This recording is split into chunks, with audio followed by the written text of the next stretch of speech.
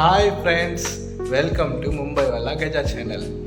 இன்றைக்கி நம்ம இந்த வீடியோவில் என்ன பார்க்க போகிறோம்னா பாஸ்மதி ரைஸ் சிக்கன் பிரியாணி தான் பார்க்க போகிறோங்க. இது நான் வந்து என்னோடய ஸ்டைலில் செஞ்சுருக்கேன். என்னோடய ஸ்டைலில் எப்படி சிக்கன் பிரியாணி செய்யலான்னு வாங்க ஒவ்வொன்றா பார்க்கலாம். இப்போ நான் 1 கிலோ சிக்கன் கடையில் வாங்கிட்டு அதை உப்பு மஞ்சத்தூள் போட்டு நல்லா வாஷ் பண்ணி எடுத்து வச்சுருக்கேங்க. இதில் நான் இப்போது 2 ஸ்பூன் தயிரும், ரெட் சில்லி பவுடரை 2 ஸ்பூனும், 1 ஸ்பூன் சால்ட்டு, இஞ்சி பூண்டு பேஸ்ட்டு, சிக்கன் மசாலா, எலுமிச்சப்பழம் இதெல்லாம் சேர்த்து நல்லா மிக்ஸ் பண்ணி 1 மணி நேரம் ஃப்ரிட்ஜில் வச்சு ஊற வச்சு எடுத்துக்கலாங்க.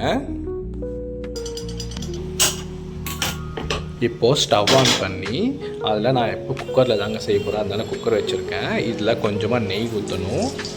நெய் ஊற்றிட்டு அதுக்கப்புறம் தேவையான அளவுக்கு எண்ணெயும் சேர்த்துக்கலாங்க. இப்போது நம்ம பிரியாணி மசாலாலாம் போட்டு அதை ஃப்ரை பண்ணிக்கலாங்க. அதோடு இப்போது கட் பண்ணி வச்சுருக்கிற பச்சை மிளகாய் சேர்த்துக்கலாம்.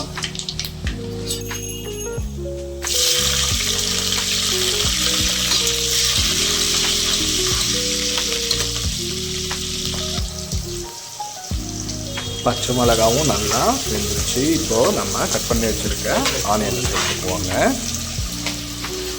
ஆனியன் வந்து நல்லா பொன்னிறமாக வேகணுங்க. அப்போ தான் நம்மளுக்கு பிரியாணி நல்லா டேஸ்ட் கொடுக்கும்.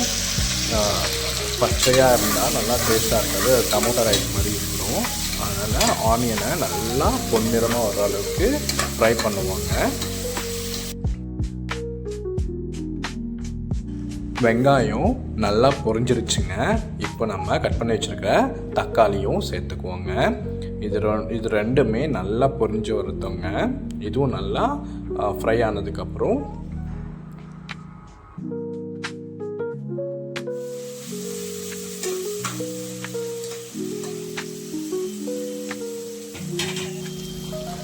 இஞ்சி பூண்டு பேஸ்ட்டை சேர்த்துக்கலாங்க.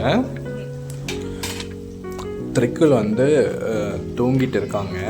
அதனால தான் நாங்கள் வீட்டில் இஞ்சி பூண்டு பேஸ்ட்டு அரைக்கலை. மிக்ஸி சவுண்ட் கேட்டால் அவன் எந்திரிச்சிருவான். அதனால் கடையிலேருந்து வாங்கிட்டு வந்த இஞ்சி பூண்டு பேஸ்ட்டை தான் நாங்கள் இன்றைக்கி யூஸ் பண்ணுறோங்க. நீங்கள் வீட்டில் அரைச்சி போட்டால் இன்னும் டேஸ்ட் நல்லா இருக்குங்க.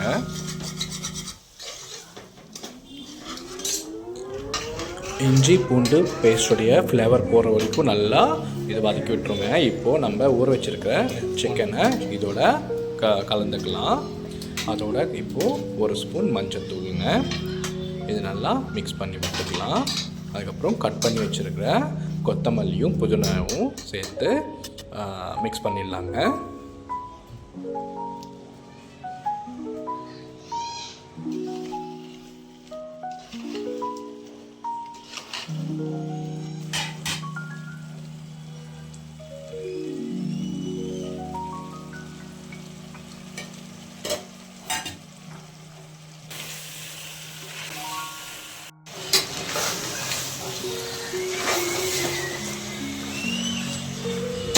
இப்போது இதோட 1 ஸ்பூன் தயிரும் தேவையான அளவு சால்ட்டையும் சேர்த்துக்கலாங்க.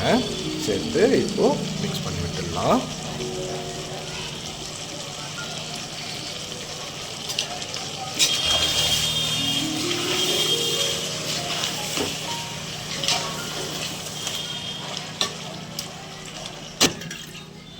இப்போது நம்ம எடுத்து வச்சுருக்க பாஸ்மதி ரைஸை நல்லா வாஷ் பண்ணிவிட்டு வச்சுக்கலாங்க.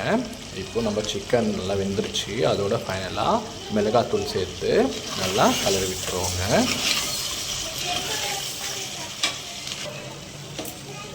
இப்போது வாஷ் பண்ணி எடுத்து வச்சுருக்கேன் பாஸ்மதி ரைஸை இதோட தண்ணி இல்லாமல் சேர்த்துக்கலாங்க. அந்த எண்ணெயிலே நல்லா கலரி விட்டால் தாங்க கொலன்னு வராமல் நல்லா விடியாக வரும். அதாவது ஒன்று ரைஸோட ஒட்டாமல் வரும்.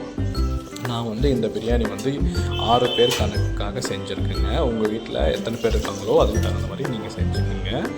1 கிளாஸ் அரிசிக்கு 1.5 கிளாஸ் தண்ணி ஊற்றினேங்க. அவ்வளோதாங்க. இப்போது ஃபைனலாக உப்பும் மிளகாத்தூளும் இருக்கான்னு செக் பண்ணிக்கோங்க. செக் பண்ணிவிட்டு பத்தலைன்னா போட்டுக்கோங்க.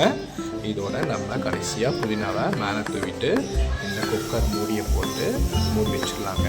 இது பாஸ்மதி ரைஸ்ன்றதுனால நான் வந்து ஒரு விசில் தான் வர வச்சு எடுக்க போகிறேங்க.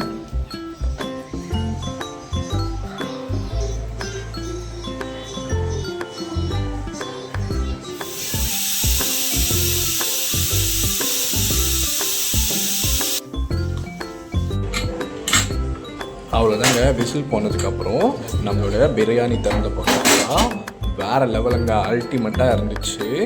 உண்மையிலேயே நாங்கள் டேஸ்ட்டும் பண்ணோங்க. இந்த மாதிரி பிரியாணி செஞ்சு சாப்பிட்ணும் ரொம்ப நாளாக நினச்சிட்டே இருந்தோம், ஆனால் டைம் கிடைக்கல. இன்றைக்கி தான் செஞ்சுருக்கோங்க.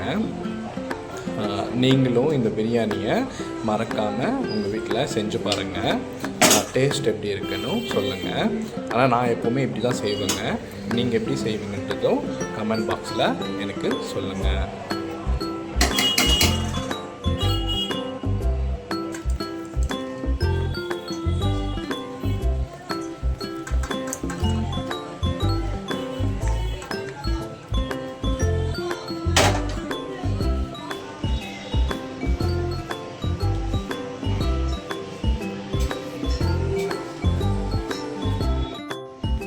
அவ்வளோதான் ஃப்ரெண்ட்ஸ், சிக்கன் பிரியாணி எப்படி செய்யலான்னு நீங்கள் பார்த்துருப்பீங்க. இந்த வீடியோ உங்களுக்கு பிடிச்சிருந்தா லைக் பண்ணுங்கள், ஷேர் பண்ணுங்கள், சப்ஸ்கிரைப் பண்ணுங்கள். மறக்காமல் பக்கத்தில் இருக்கிற பெல் ஐக்கானையும் கிளிக் பண்ணுங்கள். அப்போ தான் நான் போடுற ஒவ்வொரு வீடியோவும் உங்களுக்கு நோட்டிஃபிகேஷனில் வரும். பாய்.